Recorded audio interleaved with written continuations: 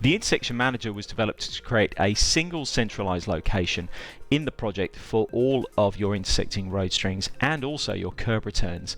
You can access the intersection manager via Toolspace by right-clicking on the collector called road strings, and you'll see intersection manager in the list. And also, if you right-click on the collector called curb returns, you can access it directly there. Any one of those three ways will get you to the same form.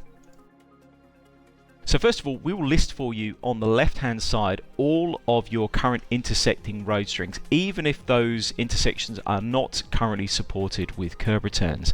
You can easily find your intersections in this form by using either one of the two buttons down the bottom, making sure that your UCS is set to world when you use these two picker tools. But this is a really great way if you've got a lot of intersections in the project to quickly nominate one in the form. So we'll click intersection and then simply click somewhere over here around these two intersecting road strings. The software will use the little zoom tool found in the top right hand corner there, and then immediately display the information about that particular intersection for you.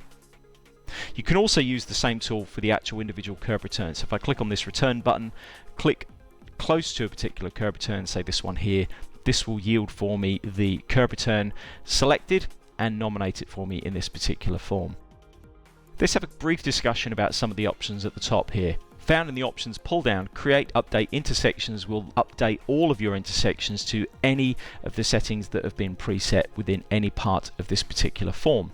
We'll discuss the remove and keep main road edges in another video. Delete all returns will delete all of the curb returns for you within the project, and reset all intersections will reset all of the values that you have provided with any one of your curb returns back to the default values. We'll discuss these crossing intersection options when we come to look at the crossing intersections found within this particular project. Lastly, we've got batters and daylight.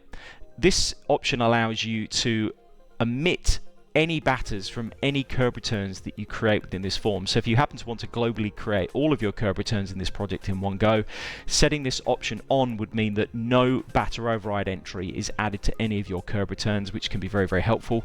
Set to include means that you would have your traditional one-in-one batter entry added as a batter override entry to all your curb returns when they're created.